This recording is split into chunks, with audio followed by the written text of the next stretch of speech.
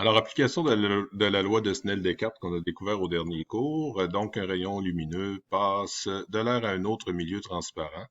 Dans l'air, il forme un angle 52 degrés avec la normale. Donc, l'angle avec la normale, c'est bien l'angle d'incidence. Dans le second milieu, il forme un angle 37 degrés avec la normale. Quel est l'indice de réfraction de ce milieu qui est le second milieu? Alors, on indique d'abord les variables qui nous sont données. Donc, on passe de l'air, il faut connaître l'indice de réfraction de l'air, qui est 1,00, à un autre milieu transparent qu'on ignore. Dans l'air, l'angle d'incidence, θ1, 52 degrés. Et dans le second milieu, l'angle de réfraction, 37 degrés. Donc, quel est l'indice de réfraction de ce second milieu? Donc, on parle de N2.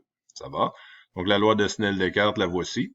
Donc, c'est N2 qui est ici, qui est notre inconnu. Donc, on va l'isoler. N2, ça fait N1 sur sin θ1 sur sin θ2. Il nous reste à remplacer par les valeurs, s'assurer qu'on est en degrés sur notre calculatrice et pitonner le tout. Normalement, donc, vous devriez arriver à 1,31. Un indice de réfraction, là, c'est toujours entre 1 et 2, entre 1 et 3. Si vous avez quelque chose de plus petit que 1, ben là, vous avez clairement fait une erreur parce que un indice de réfraction impliquerait un milieu dans lequel la vitesse va plus vite que dans le vide, ce qui est impossible, on n'a jamais rien trouvé de cet ordre. Donc 1,31, donc attendez-vous là à avoir des réponses qui sont réalistes. 1,31, c'est peut-être de la glace, hein, c'est l'indice de réfraction de la glace qui est l'eau solide. Deuxième numéro, on y va. Pourquoi qu'il change pas, là? Deuxième numéro, voilà. Donc, un rayon lumineux entre dans l'eau d'un aquarium. Ils vous ont donné l'indice de réfraction de l'eau liquide 1,33, mais il faut que vous la connaissiez, il faut que vous connaissiez cet indice-là pour l'eau. Il forme un angle de 40 degrés avec la surface de l'eau. Déterminez l'angle de réfraction dans l'eau. Donc, encore une fois, on passe de l'air, donc l'indice de réfraction de l'air.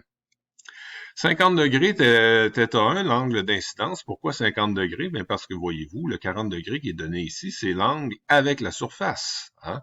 Donc, alors qu'un angle d'incidence, ça doit être mesuré par rapport à la normale.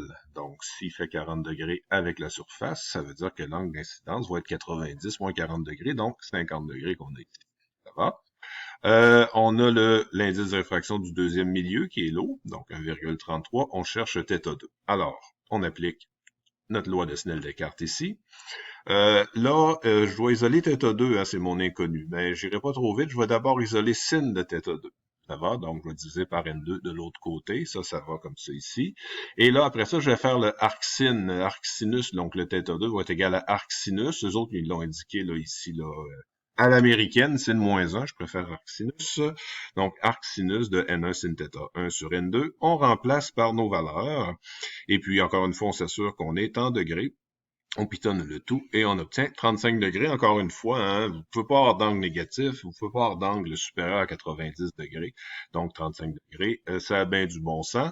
On passe d'un milieu moins à un milieu plus réfringent. Donc, notre angle, notre rayon réfracté a dû s'approcher de la normale. Si c'est approché de la normale, ben, ça fait un angle qui est plus petit. Donc, notre réponse a bien du bon sens. On est content. Voilà la réponse, 35 degrés.